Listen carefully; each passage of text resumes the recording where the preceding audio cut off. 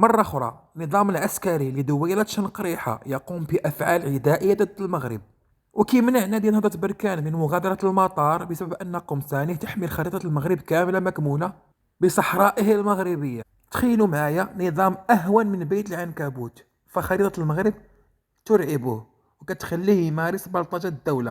هذا النظام الأرعن اللي كيصحاب ليه بهاد التصرفات أنه غادي يحقق شي إنجاز، وهو كيبين غير العقدة ديالو من المغرب والصحراء المغربية، بالرغم أنه ديما تيقول أن قضية الصحراء هي قضية أممية لا دخل له بها.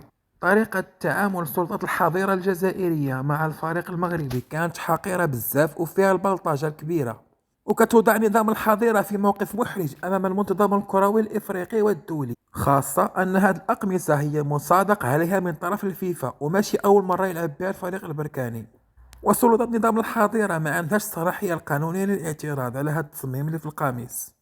بعثة نهضة بركان بقات محتجزة لساعات طويلة بحيث رفضت طلب سلطات النظام العسكري اللي قال لهم نرقوا الخريطة، وبقاو مصرين على موقف أنهم ما يتنازلوش على القمصان وأنه غادي يلعبوا بيهم وفيهم الخريطة المغربية. وبعد مناصرة الكاف بدأوا مفاوضات مع الفريق المغربي من جهة وسلطات نظام العسكر من جهة أخرى، وفي الأخير الفريق المغربي قبل أنه ينتقل للفندق بعد أن وعدهم الكاف بتسليم كل القمصان ديالهم قبل خوض أي حصة تدريبية، مع تأكيد أن الفريق المغربي ما غاديش يلعب إلا بتسلم القمصان ديالو بالخريطة المغربية، وإلا غادي يضطر يرجع للمغرب.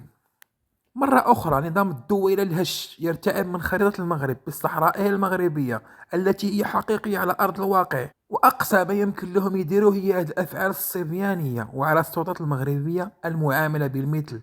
فسياسة اليد الممدودة مع نظام العسكر الجبان ما نفعش معاهم، نظام مولف البلطجة، نظام العشرية السوداء، ما يصلحش مع كاع اليد الممدودة نهائيا.